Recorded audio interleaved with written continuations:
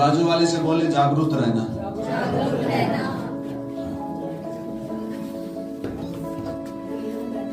परमेश्वर ने मनुष्य को बनाया ही इसलिए था कि वो उसकी उपस्थिति में रहे। परमेश्वर ने मनुष्य को बनाया इसलिए था कि वो उसकी उपस्थिति में ही रहे। उत्पत्ति में हम इसे देख सकते हैं। परमेश्वर ने उन्हें बनाया और ऐसी जगह पे रखा जहां उसकी उपस्थिति थी। क्या परमेश्वर की उपस्थिति रहते हुए भी व्यक्ति पाप कर सकते हैं?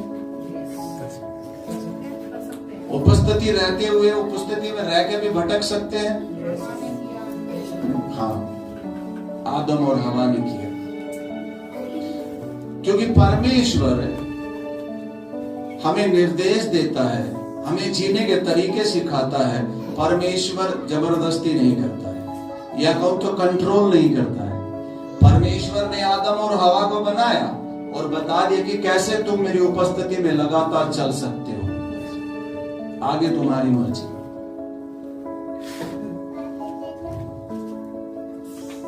आइए आज हम निर्गमन 3 अध्याय में से कुछ बातों को आज सीखेंगे।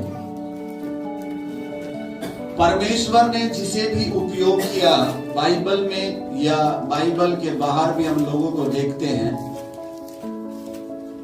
प्रभु के सेवकों को, उनका अनुभव है कि उनकी मुलाकात परमेश्वर के साथ हुई। प्रभु की स्तुति हो। और उस मुलाकात में वो आगे बढ़ते चले गए।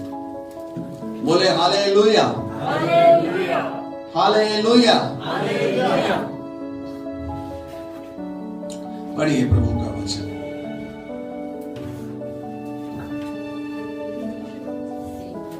परमेश्वर द्वारा मूसा का आह्वान। मूसा अपने ससुर यित्रो नामक मिद्यान के याजक की भेड़ बकरियों को चराता था, और वह उन्हें जंगल की पश्चिमी और होरेब नामक परमेश्वर के पर्वत के पास ले गया। और परमेश्वर के दूत ने एक कटीली झाड़ी के बीच आग की लौ में उसको दर्शन। ये कोई एक्सीडेंट नहीं है, कोई ऐसी घटना नहीं है कि मूसा अपनी भेड़ बकरियों को परमेश्वर के पर्वत के पास लेकर गया। ये ऐसा नहीं है। यहाँ प्रभु कुछ पवित्र आत्मा काम कर रहा था। मूसा बहुत बार उस एरिया में से जाता आता था, बहुत बार। लेकिन उस दिन मूसा भेड़ बकरियों को परमेश्वर के पर्वत के पास क्या कर ले गया? लेकर चला गया। वहां पर कुछ हुआ। क्या हुआ? आगे पढ़िए। और उसने दृष्टि उठाकर देखा कि झाड़ी जल रही है, पर भस्म नहीं होती। तब मूसा ने कहा, मैं उधर जाकर इसे बड़े आश्चर्य को देखूंगा कि वह झाड़ी क्यों नहीं जल जाती। अब एक नेचुरल फायर जो होती है, जो वो जहां भी लगती है वो चीजों को क्या करती है? जला देती है।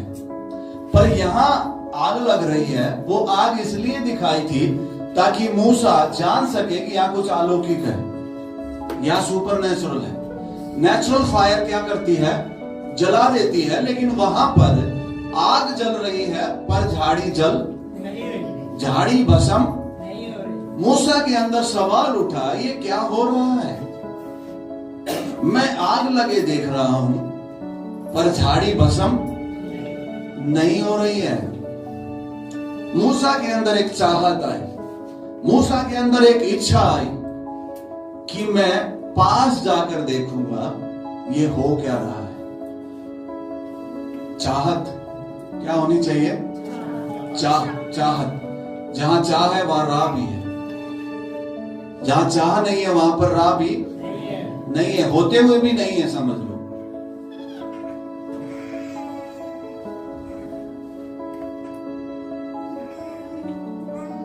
इसी वचन में से हम रहेंगे और प्रभु की उपस्थिति क्या करती है आज हम देखेंगे। कितने लोग चाहते हैं आपकी पीढ़ी आशीषित हो, आपका घराना आशीषित हो। एक और वचन को आप पढ़िए, देखिए इसमें उत्पत्ति 49 उसका 1।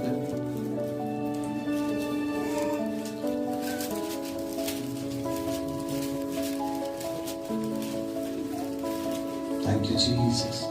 49 का 1। फिर याकूब ने अपने पुत्रों को यह कहकर बुलाया, इकट्ठे हो जाओ, मैं तुमको बताऊंगा कि अंत के दिनों में तुम पर क्या बीतेगा। हे यहोवा के पुत्रों, इकट्ठे होकर सुनो, अपने पिता इस्राएल की ओर कान लगाओ। हे रूबेन, तू मेरा जेठा, मेरा बल और मेरे पौरुष का पहला फल है। प्रतिष्ठा का उत्तम भाग और शक्ति का भी उत्तम भाग तू ही है। तू जो जल के समान उबलने वाला है, इसलिए दूसरों से श्रेष्ठ न ठहरेगा, क्योंकि तू अपने पिता की खाट पर चढ़ा, तब तूने उसको अशुद्ध किया, वह मेरे बिछौने पर चढ़ गया। शिमोन और लेवी तो भाई भाई हैं, उनकी तलवारें उपद्रव के हथियार हैं। हे मेरे जीव, उनके मर्म में न पड़। हे मेरी महिमा, उनकी सभा में मत। बस यहाँ याकूब ने अपने 3 पुत्रों को श्राप दे दिया। याकूब ने अपने 3 पुत्रों को क्या दे दिया? श्राप दे दिया। और इन 3 पुत्रों में से लेवी नाम को जरूर याद रखे रहना। लेवी, किसको? लेवी को। मैं ये आपको इसलिए बता रहा हूं कि परमेश्वर कैसे चीजों को जीवनों में कार्य करता, कैसे चीजों को बदल देता है। लेवी 3 बेटों को, 3 गोत्र को श्राप मिल गया, समझ लो आप, क्योंकि इन्हीं से गोत्र बने थे बाद। 9 पुत्रों को आशीष दे दी। 9 पुत्र को आशीष दे दी, 3 पुत्रों को श्राप दे दिया। श्राप देने का कारण भी इसमें लिखा है, और वो श्राप में चलते रहे। आपको पता है जो मूसा है वो भी लेवी वंश का है। मूसा लेवी। अब आगे जाकर क्या हुआ देखिए, गिनती उसका 6 अध्याय उसकी 22 और 23 को जब हम देखते हैं, गिनती 6 और उसकी 22 और 23 में ऐसा लिखा है, फिर यहोवा ने मूसा से कहा, हारून और उसके पुत्रों से कह कि तुम इस्राएलियों को इन वचनों से आशीर्वाद दिया करो। यहाँ पर हारून और उसके पुत्र वो भी लेवी वंश से ही है। वहां पर लेवी को श्राप मिला, लेकिन यहां ऐसा क्या हुआ, जो लेवी वंश इस्राएलियों को आशीष देंगे, वो श्राप यहां आशीष में बदल गया। वो श्राप यहां आशीष में बदल गया। मैं फिर कह रहा हूं, वो श्राप यहां पर आशीष में बदल गया। क्यों ऐसा हुआ? क्योंकि उस वंश में से मूसा की मुलाकात परमेश्वर से हो गई। मूसा का एनकाउंटर परमेश्वर के साथ क्या है, हो गया, और वो जो श्राप था वो आशीष में बदल गया। परमेश्वर के साथ जो मुठभेड़ होती है, परमेश्वर की उपस्थिति में जो मुलाकात होती है, वो श्रापों को तोड़ देती है, वो आशीषों में बदल देती है। ये पीढ़ी आशीषित हुई, उसका कारण मूसा ठहरा। आपकी पीढ़ी आशीषित हो, उसका कारण आप ठहर सकते हैं।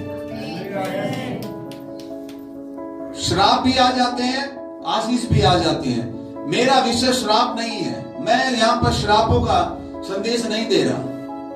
और बाइबल बताती है मनुष्य जाति ने पाप किया और परमेश्वर की महिमा से वो रहित हो गए। परमेश्वर की महिमा से रहित होना ही श्राप है, समझ लो। और हर एक व्यक्ति जो पैदा होता है वो महिमा रहित में ही होता है।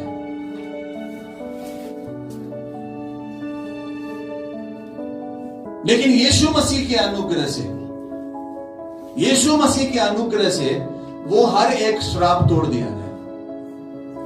और यीशु मसीह में हम प्रभु परमेश्वर की महिमा में हम आ जाते हैं, और सारे श्राप आशीष में क्या हो जाते हैं, बदल जाते हैं। तो आपका बहुत खास रोल है, आपका बहुत, आपकी पीढ़ी कैसी बनेगी ये कहीं ना कहीं आप पर भी निर्भर है।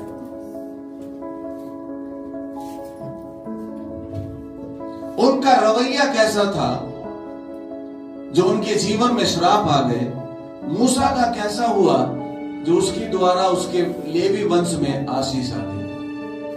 अब परमेश्वर ने उनको ठहरा दिया लोगों को आशीर्वाद देने के लिए। और इसका कारण क्या हुआ? क्योंकि उसकी मुलाकात किससे हुई?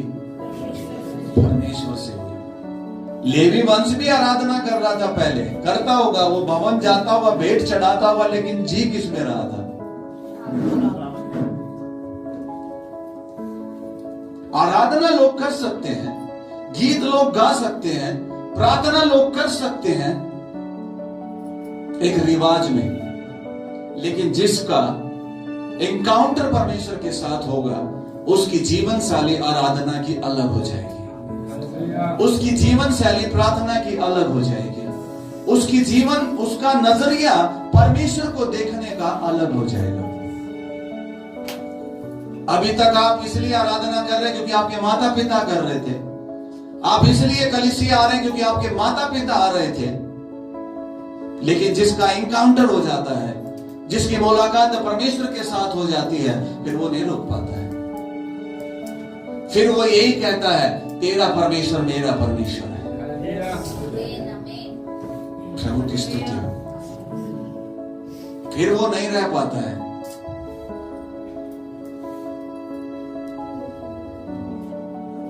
मेरी मुलाकात 2006 में परमेश्वर से हुई, मैं नहीं रुक पाया, मैं नहीं रुक पाया।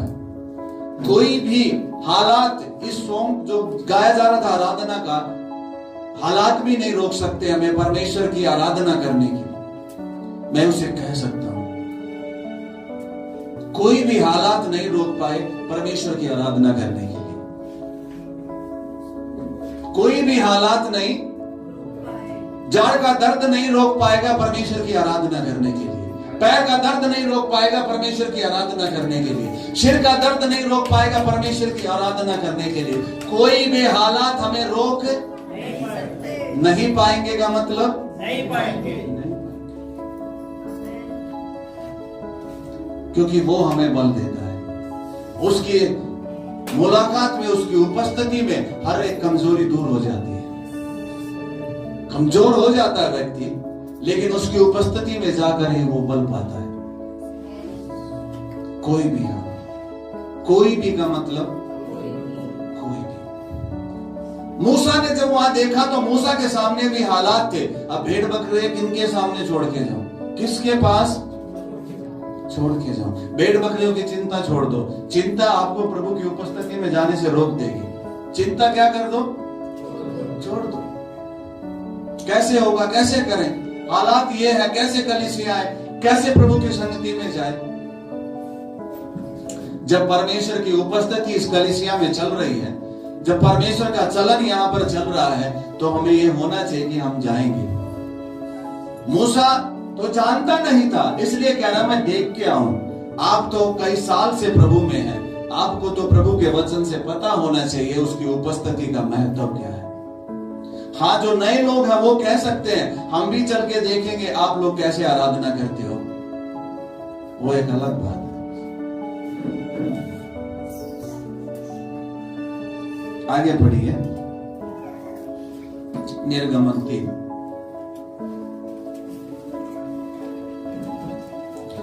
जब यहोवा ने देखा कि मूसा देखने को मुड़ा चला आता है, तब परमेश्वर ने झाड़ी के बीच से उसको पुकारा। हाँ, परमेश्वर ने कब मूसा को पुकारा?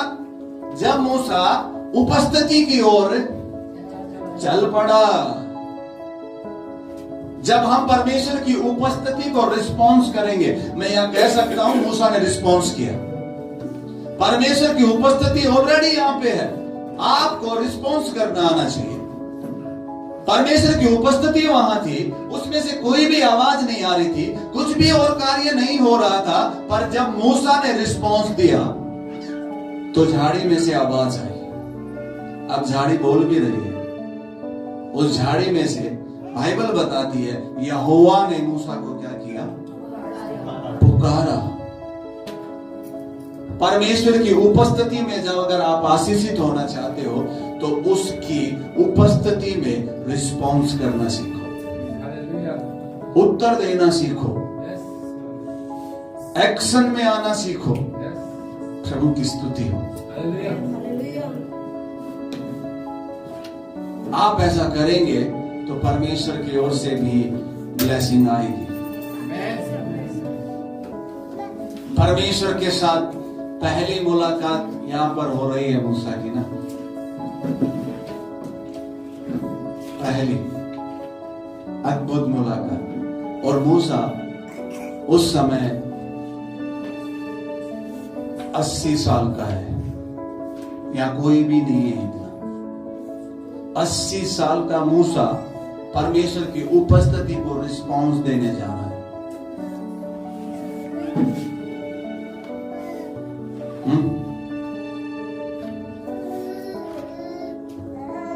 वो तो जवान है, 80 साल का जवान।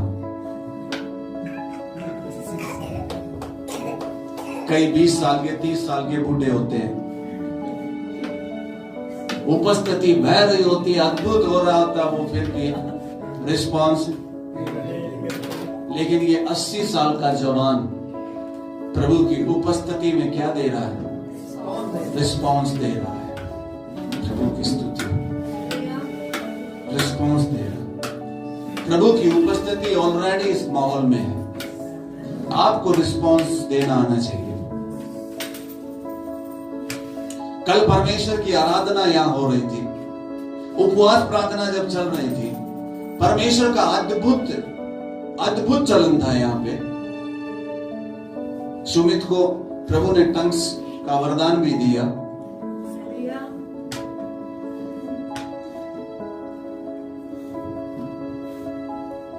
तो रिस्पॉन्स देना होता है। क्या होना होता है? रिस्पॉन्स देना होता है। हम जब चल रहे होते हैं, प्रभु की तरफ आ रहे होते हैं, ये हमारा रिस्पॉन्स होता है। क्या कहा प्रभु ने उपस्थिति में से? देखिए, हे मूसा, हे मूसा। मूसा ने कहा, क्या आज्ञा? उसने कहा, इधर पास मत आ और अपने पांव से जूतियों को उतार दे, क्योंकि जिस स्थान पर तू खड़ा है वह पवित्र भूमि है। जिस जगह पर तू खड़ा है वो जगह क्या है? यहाँ पर परमेश्वर ये कहना चाहता था, मैं यहाँ उतर आया हूँ, इसलिए ये जगह पवित्र हो गई है। वो तो झाड़ियों की जगह थी, कोई पहले पवित्र जगह नहीं थी, पर परमेश्वर उस जगह पर उतर आया तो वो जगह क्या बन गई? परमेश्वर कह रहा, मैं उतर आया हूँ, मैं पवित्र हूँ। ये जगह पर जहां मैं उतर आया हूँ, ये जगह मैंने पवित्र कर दी है। मैं पवित्र हूँ, तेरा बुलाने वाला पवित्र हूँ, इसलिए तू भी क्या बन जा? पवित्र बन जा। परमेश्वर की उपस्थिति ने मूसा को अपनी तरफ खींच लिया। ध्यान रखिए, उपस्थिति हमें खींचती है, वचन जीवन बदलता है। उपस्थिति क्या करती है? कई लोग उपस्थिति में रहते हैं, उपस्थिति चर्च में आती है, नाचते हैं, रोते हैं, हंसते हैं, ताली बजाते हैं, और वैसे ही रहते हैं। परिस्थिति हालात कुछ भी नहीं होते बदले उनके। आप उत्पत्ति में देख सकते हैं, 1 अध्याय में बाइबल बताती है, पृथ्वी सुनसान थी, ढोल थी और अंधेरा था। पवित्र आत्मा गहरे जल के ऊपर क्या कर रहा था? उपस्थिति थी वहां पे, लेकिन वहां कोई जीवन, कोई हरियाली, पर प्रभु की उपस्थिति वहां पर थी। कोई रोशनी, पर प्रभु की उपस्थिति, मैं कह रहा हूं प्रभु की उपस्थिति यहां ऑलरेडी है। प्रभु की उपस्थिति यहां ऑलरेडी है। उसकी उपस्थिति के लिए हमें यहाँ उपवास नहीं करना पड़ेगा, उसकी उपस्थिति ऑलरेडी है। उसकी उपस्थिति में जागरूक हो, चले अच्छे से, प्रभु के साथ चल सके, इसलिए हम तो उपवास करते हैं। उसकी उपस्थिति ऑलरेडी है यहाँ पर। प्रभु की स्तुति हो। 2000 साल पहले उसकी उपस्थिति आई, उसने हमसे प्यार किया और यीशु मसीह को भेज दिया। उसने कहा, मैं तुम्हारा परमेश्वर होगा और मैं तुम में चला फिरा करूंगा। अब उसकी उपस्थिति पहाड़ों पे, जंगलों में खोजने की जरूरत नहीं है, उसकी उपस्थिति हमारे अंदर है।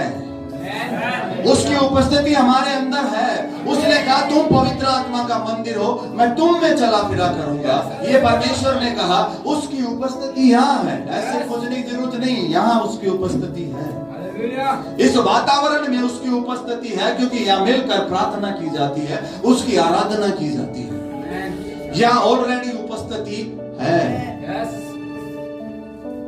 इसलिए यहाँ प्रार्थना करने में जोर नहीं लगता, आराधना करने में जोर नहीं लगता। यहाँ हेवन खुला हुआ अनुभव होता है, क्योंकि यहाँ उसकी उपस्थिति है। कितने लोग उसकी उपस्थिति में आशीष पाना चाहते हैं?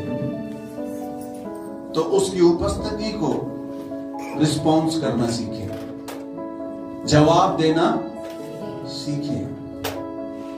परमेश्वर हमसे बात कर रहा है।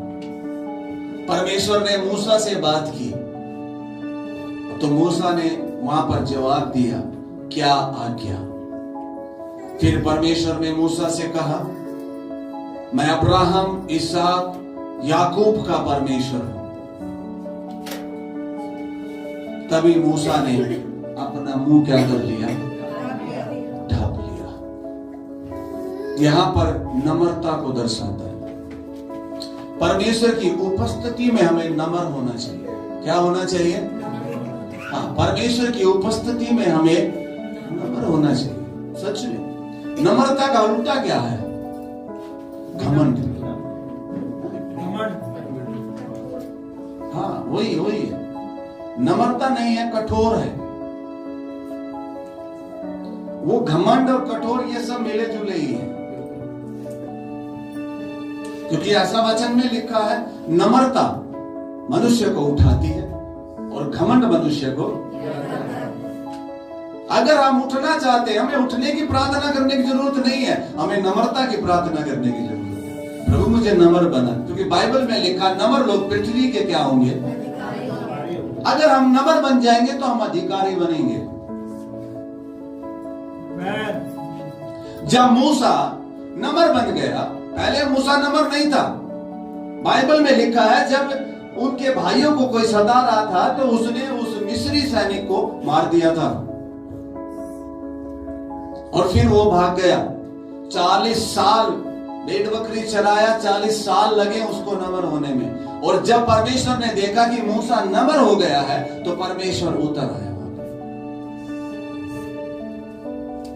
परमेश्वर की उपस्थिति में हमें नम्र होना चाहिए। परमेश्वर की उपस्थिति में हमें क्या होना चाहिए? ये आपके ऊपर है कि आप नम्र बने या ना बने, ये आपके ऊपर है, ध्यान रखना। क्योंकि बाइबल में प्रभु ने कहा, मुझसे सीख, मैं मन में दीन हूं, मुझसे क्या कर? नम्र होना हमें प्रभु से सीखना पड़ेगा। सच में दीन होना हमें प्रभु से सीखना पड़ेगा। ये कोई आज उपवास करा और आज ही आप दीन बन गए, ऐसा नहीं है। ये आपको सीखना पड़ेगा, पवित्र आत्मा की मदद लेनी पड़ेगी। नम्र लोग कैसे होते हैं पता है? वो प्रभु की सुनते हैं। नम्र लोगों का मतलब ये नहीं है कि अब वो जो है अजीब से रहते हैं, इसका ये मतलब नहीं है। नहाना धोना भी कम करते हैं, बाल बूल भी कम बहाते हैं, कपड़े उपड़े भी मतलब बिना प्रेस के पहनते हैं, इसका ये मतलब नहीं है। नम्रता का मतलब होता है, प्रभु की उपस्थिति में नम्र होने का मतलब होता है, वो प्रभु की सुनते हैं। प्रभु की क्या करते हैं? मूसा ने कहा, क्या आज्ञा? मूसा वहां नम्र बना हुआ है, परमेश्वर से कह रहा, प्रभु क्या आज्ञा? हमें नम्र बनने की जरूरत है। हम नम्र बनेंगे तो हम आशीषित होंगे। नम्र लोग पृथ्वी के क्या होंगे? पृथ्वी के क्या होंगे? नम्र लोग, घमंड जिनके अंदर है या कठोर है, उसका कैसे पता चलेगा? पता है, उसको आप 10 बार भी करोगे ना, तब भी वही रवैया दिखाएगा। 10 बार भी बोलोगे तब भी, 10 बार बोलेंगे आओ हम खड़े होकर आराधना करें, तब भी वो क्या करेगा? वो बोलेगा, अंदर अंदर बोलेगा, ना उठूं मैं तो।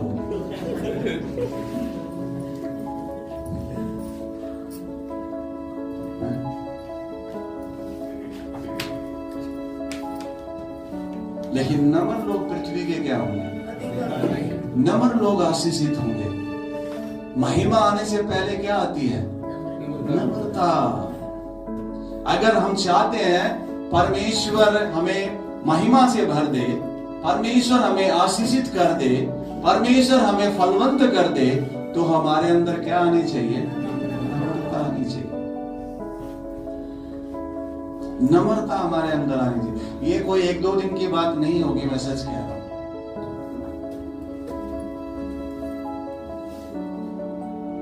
कुम्हार जो है एक बर्तन को जो बनाता है, वो बर्तन पहले वैसा नहीं होता जैसे लोग उसका उपयोग कर रहे होते हैं। वो मिट्टी होती है, कठोर मिट्टी भी होती है, उसमें कंकड़ भी होते हैं। वो मिट्टी को लेकर उसको नरम बनाता है, उस पर काम करता है, तब जाकर वो एक योग्य बर्तन बनता है। हमें भी प्रभु नम्र बनाना चाहता है। अगर हम भी अपने आप को मिट्टी की तरह कुम्हार के हाथ में दे दे तो, कि प्रभु मुझे नम्र बना। हमें प्रार्थना ये करने की जरूरत नहीं है, प्रभु मुझे महिमा से भर दे, मुझे आशीषित कर, मुझे अधिकारी बना। प्रभु से ये कहेंगे ना, प्रभु मुझे नम्र बना, तो बाइबल का वचन कहता है नम्र लोग पृथ्वी के, और वचन साफ कहता है गिरने से पहले क्या आ जाएगा? घमंड। गिरने से पहले क्या आ जाएगा? मैं सच कह रहा हूं, वो कितना भी उपवास करने वाला क्यों ना हो, वो कितना भी प्रार्थना क्यों न करने वाला क्यों ना हो, वो कितना भी वचन पढ़ने वाला क्यों ना हो, अगर वो घमंडी हृदय के साथ है तो वो कभी भी आशीषित नहीं हो सकता। वो कभी भी आशीषित। बाइबल में लिखा है मूसा के साथ प्रभु की उपस्थिति चलती थी, और बाइबल बताती कि परमेश्वर इस्राएलियों को मिस्र से निकाल के लाया, और परमेश्वर स्वयं इस्राएलियों के आगे आगे चला, बादल के खंभे में और आग के खंभे बनकर। स्वयं कौन चल रहा था? परमेश्वर उनके आगे आगे चल रहा था, पर वो 40 साल तक आशीषित ही नहीं हुए। हाँ, आशीष मन्ना खाना नहीं है, हमारे दाल रोटी चल रहा यही नहीं है, खाली धूप छाव ले रहे ये नहीं है। ये तो पापियों को भी मिल रहा है, ये तो अविश्वासियों को भी मिल रहा है।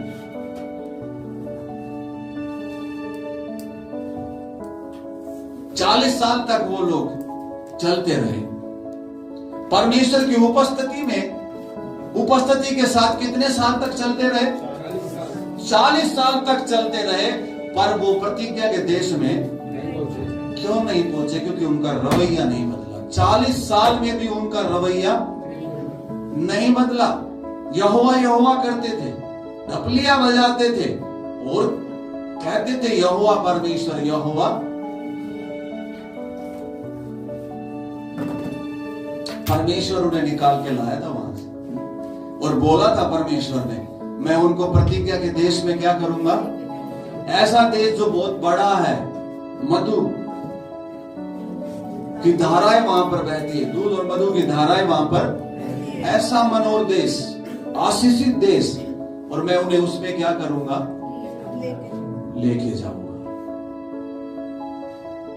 पर वो वाली पीढ़ी में एक भी नहीं गया ना, सिर्फ यहोशू और कालेब गए, और एक भी नहीं गया, सिर्फ यहोशू और कालेब गए, बाकी गए ही नहीं। वो आगे आगे कौन चल रहा था?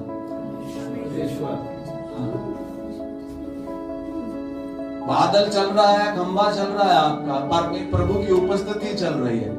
वो खंबा और वो बादल और कोई नहीं, यीशु मसीह है। वो प्रभु की स्तुति हो। यीशु मसीह चल रहा था, पीछे भीड़ चल रही है। 40 साल तक जंगल में क्या करते रहे? कई लोग सांप सीढ़ी खेलते रहते हैं, बस राजी हो जाते हैं, सीढ़ी मिल गई, आ गया, मैं कोशिश करके 9 उधर पहुंच जाते हैं ऊपर। ना 99 पे तो सांप ही है, 98 तक पहुंच जाते हैं, और फिर एक आ गया।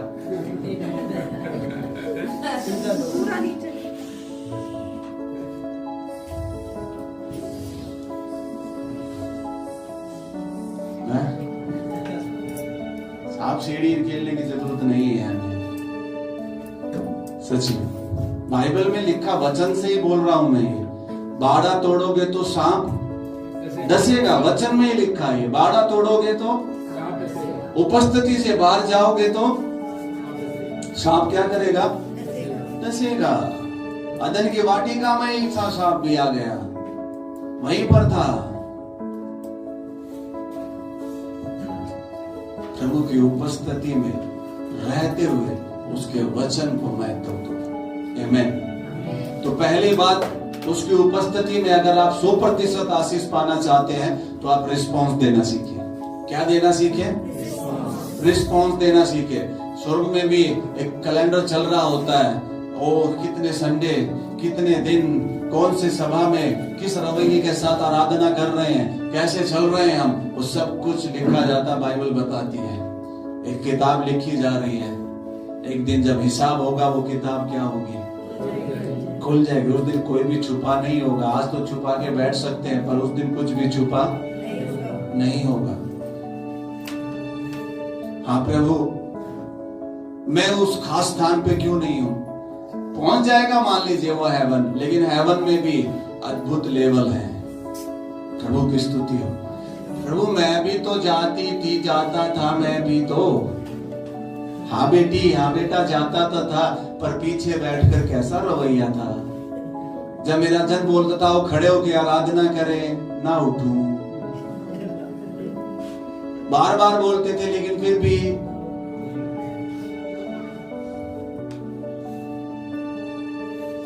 आओ प्रभु की आराधना करें, प्रभु की स्तुति करें, रिस्पॉन्स दें, लेकिन तब रवैया कैसा था?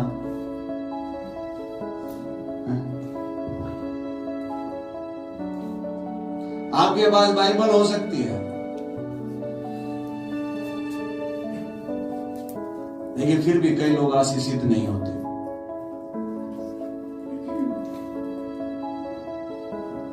क्यों? क्योंकि वो प्रभु की उपस्थिति को क्या नहीं देते? रिस्पॉन्स नहीं देते। संडे के आराधना को हल्के में मत लेके जाइए। संडे की आराधना में हमारा आना रिस्पॉन्स करना है। प्रभु को क्या करते हैं हम? रिस्पॉन्स करते हैं हम। ये संडे आराधना में आना राशन लेना नहीं है दिल्ली में कि कोई भी एक जाकर ला सकता है, क्योंकि उसमें तो 5 बंदे, तो 5 का वो एक को ही क्या कर देते हैं। लेकिन यहां प्रभु में ऐसा नहीं है कि आप एक आगे बाकी 4 का भी इसको ही मिल जाएगा। नहीं भाई,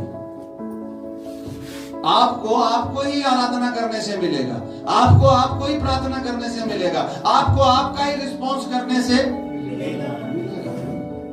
आपको और मुझको गंभीर होने चाहिए। मैं अपने बच्चों में अगर कोई कमजोरी देखूंगा तो मैं कैसा हो जाऊंगा? चिंता करूंगा, सोचूंगा, और उस कमजोरी से वो कैसे बाहर आए, से हाथ पैर मारूंगा कि नहीं मारूंगा। आप अपने बच्चों को आत्मिक कमजोरी में देखकर कुछ भी रिस्पॉन्स नहीं कर रहे हैं तो आप भी खतरे में ही हैं। अगर बच्चे कलीसिया नहीं आ रहे हैं, बच्चे प्रार्थना के उस भाव में नहीं चल रहे हैं, और आप अगर कुछ भी रिस्पॉन्स नहीं कर रहे हैं, तो ये सही नहीं कर रहे हैं। खाना नहीं खाते तो 10 बार बोलते हैं खाना खा लो। प्रार्थना ना करी तो 1 बार भी नहीं। कोई बात नहीं, ना करी तो क्या हो गया, मन ने भी तो 3 दिन हो गए।